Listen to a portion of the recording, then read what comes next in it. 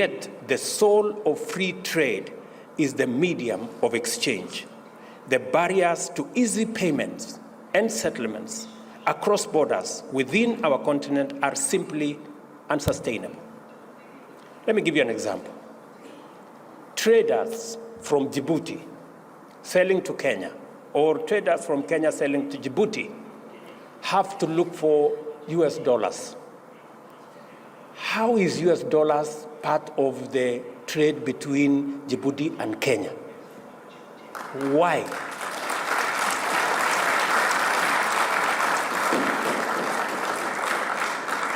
And we are saying that today, Afri-Exim Bank have given us a mechanism where traders in our continent can trade in their goods and services, and the Africa Exim Bank will settle payments in local currency.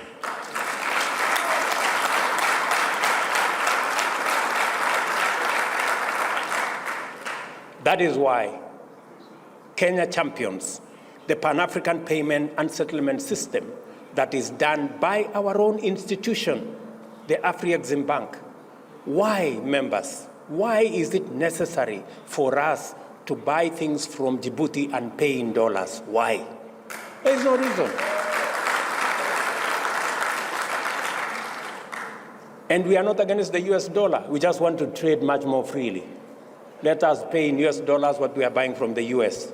But what we are buying from Djibouti, let's use local currency.